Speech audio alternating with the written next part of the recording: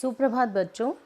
जैसा कि कल मैंने आपको पाठ 4 सांवले सपनों की याद में सालिम अली के बारे में बताया था, जिसमें लेखक ने बताया है कि जब सालिम अली की मृत्यु हुई तो उनकी जब शव यात्रा को ले जाया गया तो उस समय जो लेखक हैं इस पाठ के वो बहुत दुखी हुए और उस दुख से उनके मन में जो भाव उत्पन्न हुए उन भावों को उन्होंने इस पाठ में उतारा है।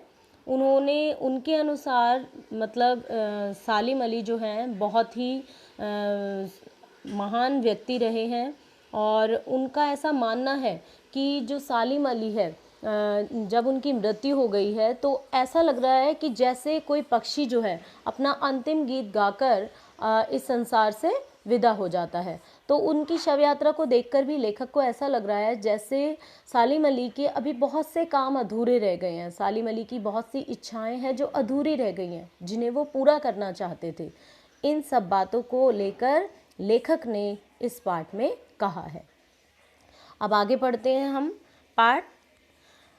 अब आगे लेखक जो है ये बताता है कि जिस प्रकार जो सालिम अली है, सालिम अली के बारे में लेखक जो बता रहा है वो लेखक का ये मानना है कि अगर 100 साल के बाद कोई व्यक्ति इस चीज़ को पढ़ेगा, लोग इस सालिम अली के बारे में पढ़ेंगे तो वो बहुत हैरान होंगे। मतलब उनके मन में सालिम अली की एक सांवली सी परछाई, मतलब एक धुंधली सी परछाई उभर कर सामने आएगी और वो सालिम अली के बारे में सोचेंगे कि क्या ऐसा भी हो सकता था, कि ऐसा भी कोई व्यक्ति होता है। तो इसी की तुलना उन्होंने वृंदावन से की है, जहाँ पर वृंदावन में कृष्ण की लीलाएं, कृष्ण भगवान ने लीलाएं की थी, उनसे की हैं। तो लेखक क्या कहते हैं कि पता नहीं इतिहास में कब कृष्ण ने वृंदावन में रास लीला रची थी और शोक गोपियों को अपनी शरारतों का निशाना बनाया था। कब माखन भरे भांडे फोड़े थे और दूध छाली से अपने मुंह भरे थे। कब वाटिका में छोटे छोटे किंतु घने पेड़ों की छाह में विश्राम किया था। कब दिल की धड़कनों को एकदम से तेज करने वाले अंदाज में बंसी बजाई थी। और पता नहीं कब वृंदावन की पूरी दुनिया संगीतमय हो गई थी। पता नहीं यह सब कब हुआ था, लेकिन कोई आज भी वृंदावन जाए तो नदी का सांवला पानी उसे पूरे घटनाक्रम की याद दिला देगा। हर सुबह सूरज निकलने से पहले जब पतली गलियों से उत्साह भरी भीड़ नदी की ओर बढ़ती है तो लगता है जैसे उस भीड़ को चीरकर अचानक कोई सामने आएगा और बंसी की आवाज़ पर सब किसी के कदम थम जाएंगे। हर शाम सूरज ढलने से पहले जब वाटिका का माली सैलानियों को हिदायत देगा तो लगता है जैसे बस कुछ ही क्षणों में वो कहीं से आ टपकेगा और संगीत का जादू वाटिका के भरे पूरे माहौल पर छा जाएगा। वृंदावन कभी कृष्ण की बांसुरी के जादू से खाली हुआ है क्या? मिथकों की दुनिया में इस सवाल का जवाब तलाश करने से पहले एक नज़र कमज़ोर काया वाले उस व्यक्ति पर डाली जाए जिसे हम सालिम अली के नाम से जानते हैं। मिथक शब्द, मिथक मतलब जो पुराने विश्वास रखते हैं, पुराने विश्वास वाले। उम्र को शती तक पहुंचने में थोड़े ही दिन तो बचे थे। शती मतलब 100 वर्ष।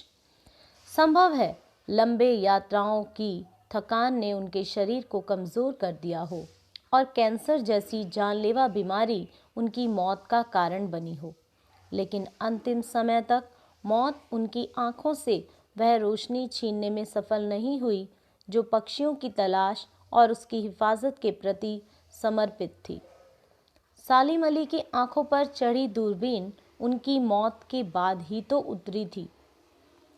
बच्चों, इसमें लेखक बताता है कि आज कोई वृंदावन जाए तो यमुना नदी का जल उसे वह इतिहास याद दिलाता है जब कृष्ण भगवान ने वृंदावन में रास लीलाएं की थी और गोपियों के साथ वो शरारत करते थे, माखन की हंडिया फोड़ते थे, दूध दही खाते थे।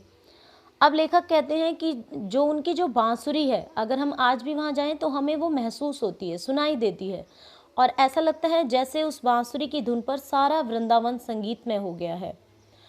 और आज भी वहाँ पर अगर हम जाएं, वहाँ की गलियों से हम गुजरें, तो ऐसा लगता है अचानक से कि भीड़ में से कोई सामने आएगा और आकर बांसुरी बजाएगा और सभी वहीं पर उस बांसुरी की धुन पर मंत्रमुग्ध हो जाएंगे।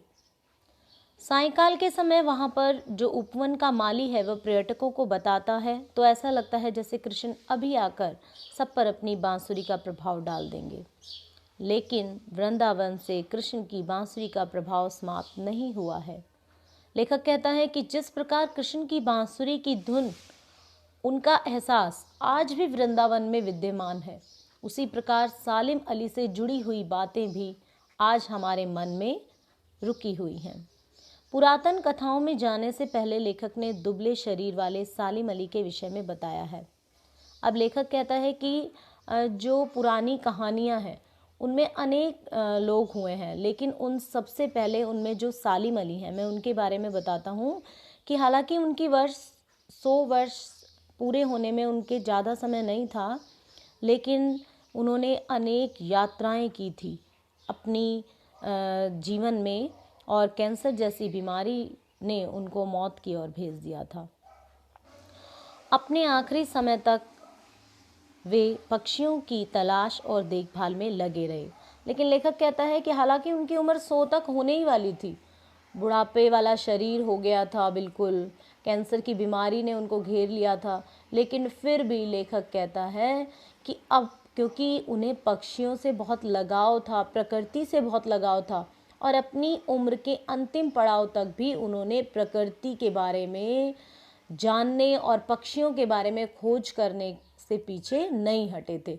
इसलिए लेखक को ऐसा लगता है कि उनकी जो मृत्यु है वो समय से पहले हो गई है, क्योंकि लेखक को ये लगता है कि जब वो अंत तक इस कार्य में लगे हुए थे तो शायद उनकी और भी इच्छाएं रही होंगी जो उनकी मृत्यु के साथ अधूरी रह गई।